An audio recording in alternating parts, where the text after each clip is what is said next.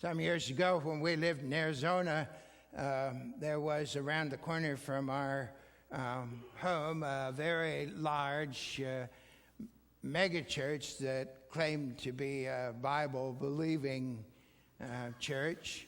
They had an attendance of several thousand every weekend, and one Saturday I went over to one of their Saturday afternoon services, and the bulletin cover proclaimed that they were in the midst of a series of sermons on the book of Colossians. When the minister got up and started to preach, he said, well, we're supposed to be dealing with the last chapter of the book of Colossians today, but there's nothing there you need to know. And then he proceeded to preach on the book of James.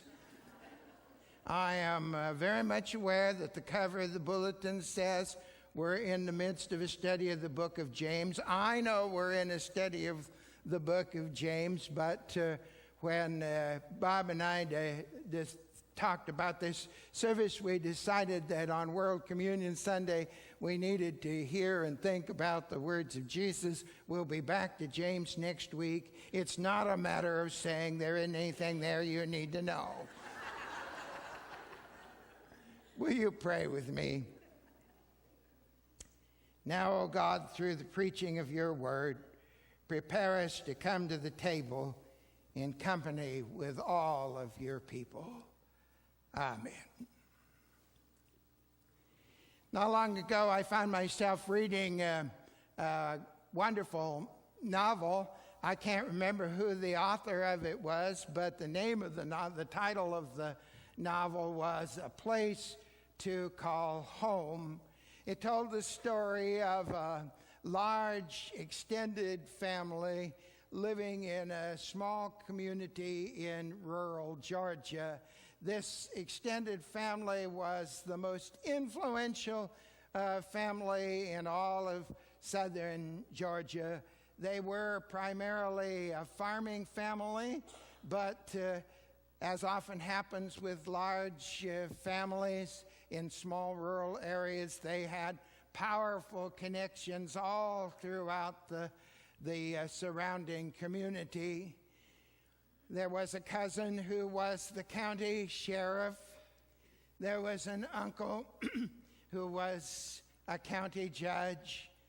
One of the brothers owned the largest car dealership in the surrounding area. The grandfather in the family was a powerful man who owned the only grain elevator within miles of the place where they lived. The major problem for this family, most of whom were decent and upright people, was the problem that many large families face, and that is they were not the only ones living in that community. There were all sorts of people who were not part of the family living in that community. Some of them most of them had not had the economic advantages and opportunities that people in this family had had. Many of those people had not grown up in close, loving families where they had aunts and uncles and cousins and all sorts of relatives watching what they were doing and keeping them close to the family.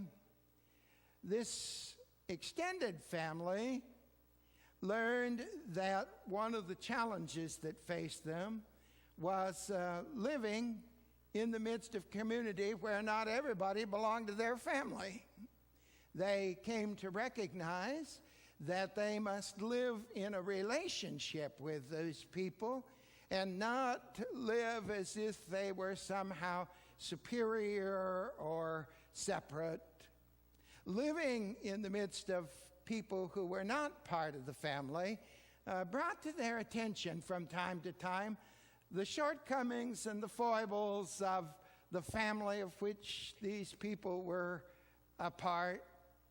Over time, this extended family had to make some decisions about various situations that presented themselves in the family's life.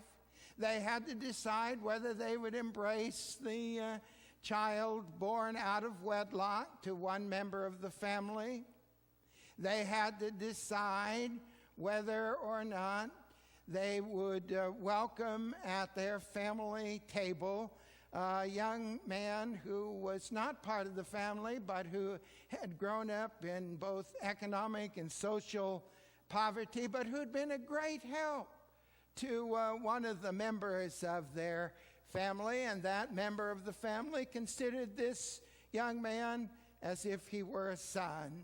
They had to decide, would the rest of the family embrace him and welcome him at their table? They had to decide how they would treat the mentally disadvantaged child who had been born into one segment of their family.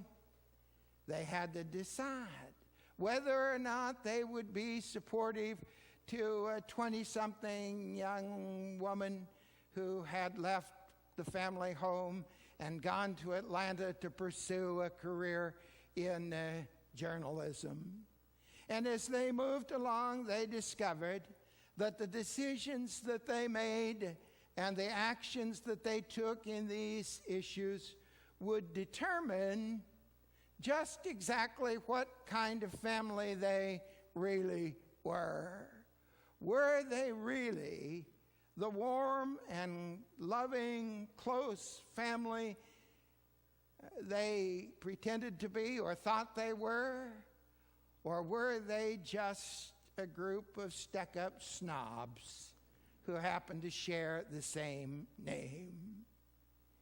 If you think about it, it's the same problem that Jesus was facing in our text for this morning.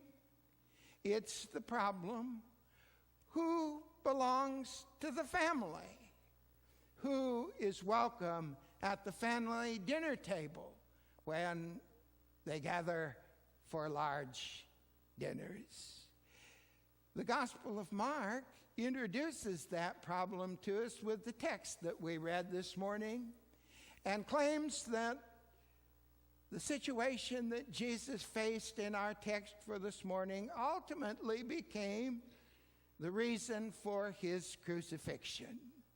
The situation began when Jesus invited a Roman tax collector by the name of Levi. We know him better as Matthew. But he invited this Jewish man who was working for the Roman government as a tax collector to be one of his disciples. The problem deepened when Levi said yes. And you remember the story of how Levi or Matthew left his tax collector's booth and everything else that had been important to him and followed Jesus. But before he went off with Jesus, he invited his family, his friends, his co-workers to a dinner so that they might meet Jesus and hopefully see in Jesus whatever it was that caused Levi to leave his tax collector's booth and go off down the road with him. He wanted these people about whom he cared to have that opportunity. But the problem was, these were not the kind of people that the religious leaders of Jesus' day wanted folk associating with. These were not the kind of people they thought Jesus ought to be having dinner with. Because, you see, these religious leaders of the day had erected all kinds of barriers to the table of God's love. They were quite selective in whom they thought ought to be coming to the table of God's love. You can't come to the table, they said, if you've recently been sick. You can't come to the table if you're a woman. You can't come to the table if you are a Samaritan. You can't come to the table of God's love. If you have recently carried a loved one to the tomb where they will lay in death, you can't come to the table of God's love if you've worked for the Roman government, and particularly if you've worked for the Roman government as a tax collector. These people were not the kind of people the religious leaders wanted folk associating with. And yet here is Jesus coming to a house filled with these people. Here is Jesus sitting down at the table with these people, and it really rankled those religious leaders. They said to themselves, with their nose stuck as high as it could go in the air, "You'd never catch us eating with people like this." And it even bothered the birth family of Jesus. Perhaps you remember how when they heard the kind of people Jesus was associating with, when they heard that Jesus was eating with people like that, they got worried and thought he'd gone stark raving mad, and decided that they needed to go get him. They decided they needed to bring him home and protect him from himself and protect him from the people who were persecuting him because of the company that he kept. And so they came to the place where he was at dinner, but they wouldn't go in.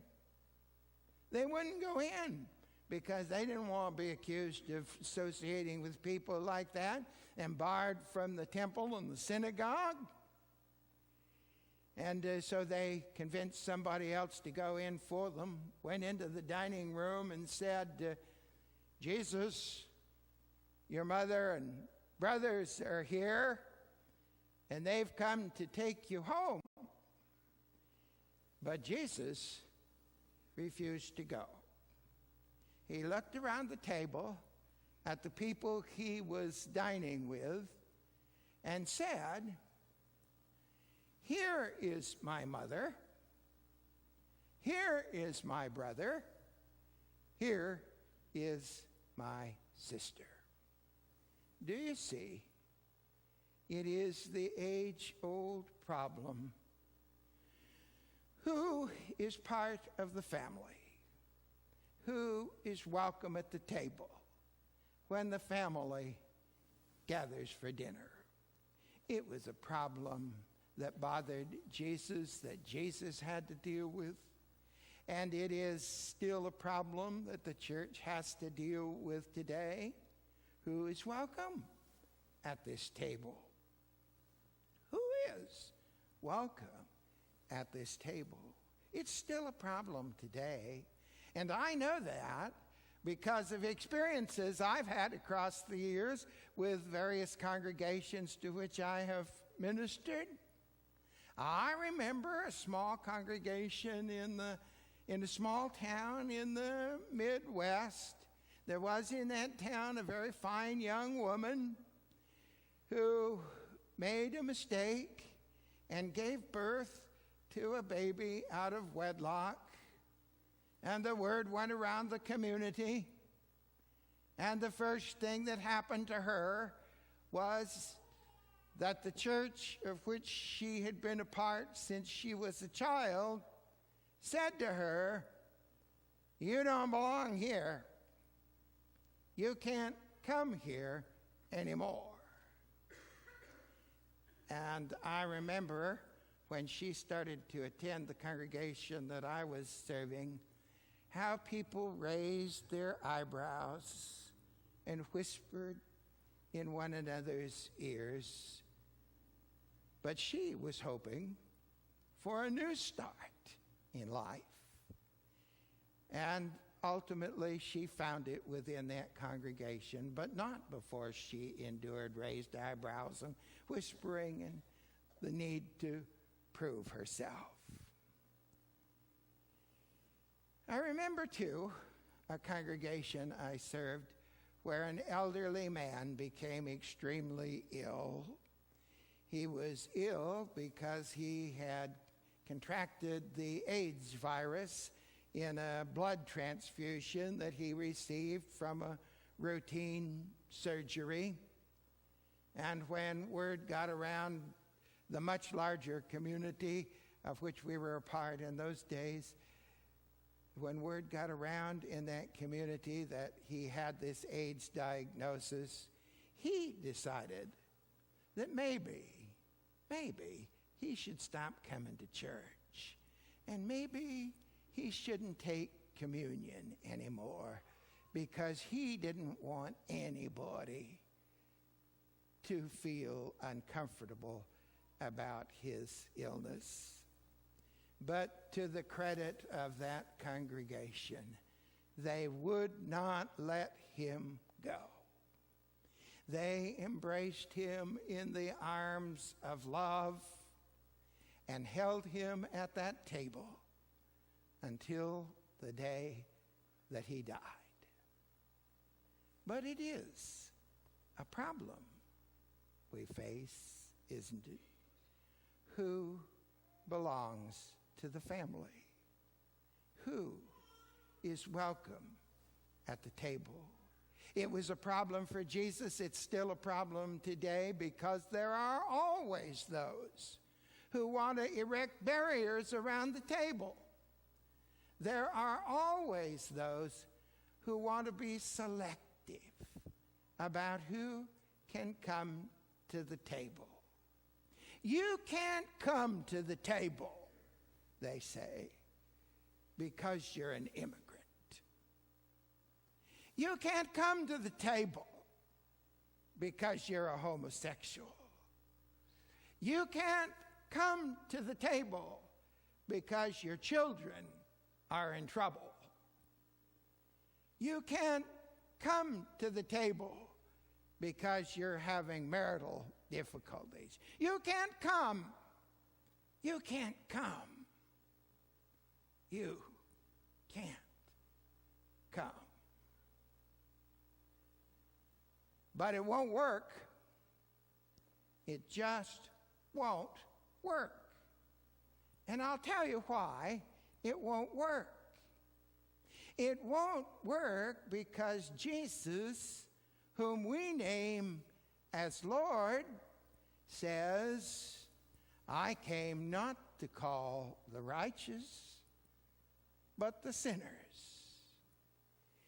It won't work because Jesus, who is Lord of the church, says, my house will be called a house of prayer for all people. It won't work because Jesus, whose table it is, looks around at the sinful and the sorrowful and the simple and the shamefaced and says, here are my brothers, and here are my sisters.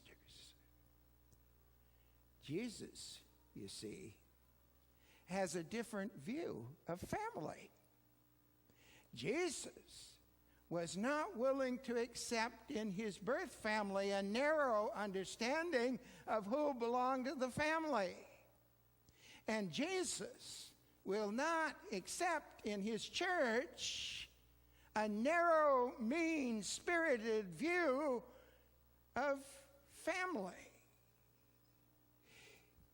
Just as the people in that novel that I read not long ago had to learn how to live in relationship to everybody in the community, the church that worships Jesus has to embrace everybody who wants to come. The church that worships Jesus, the church that Jesus envisions, is a church that accepts each other's weaknesses and depends upon each other's strength. The church that Jesus envisions is a church that accepts each other's shortcomings and depends upon each other's sterling qualities. The church that Jesus envisions must understand that all of us are wounded, and all of us must depend on each other to find the healing power of Jesus Christ. It's something like the experience of a Roman Catholic priest who was serving as a missionary in someplace in Africa, deep in the jungle of Africa. He'd been working there for years and years and years, working with a particular village, and had come to the point where he had a group, a class that was made up of most of the people in the village who were preparing for baptism. And he worked with them for some time, but along the way, he got disenchanted, shall we say, with humanity. Have you ever been disenchanted with humanity? Well, he got disenchanted with these people, and he went to the chief of the village, and he said to him, you know, that class that baptismal service we were planning to have? Yeah? Well, we can't have it. Well, why not? Said the village chief. Well, the priest said, and then he began to go down the list of the people who were a part of that class. This one missed half the sessions. This one didn't understand any of it. This one only believed about half of it. This one hasn't shown any evidence of change in his life. We can't have that baptismal service. And the chief looked at him for a moment and said to him, we are a village. Why are you trying to divide us? Yes, there are people who are lazy, but they will be helped by those who have more energy. Yes, there are people who don't understand very much, but they will be helped by those who understand a great deal. Yes, there will be those who don't believe at all, but they will be helped by those who believe much. Yes, there will be those who are immature in their lifestyle, but they will be helped by those who are growing to maturity. Alone, we cannot embrace the faith, but together, we can say, we believe. And so we come to World Communion Sunday. Alone, we cannot embrace the faith, but together,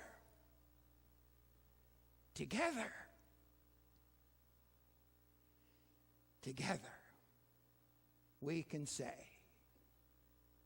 we believe.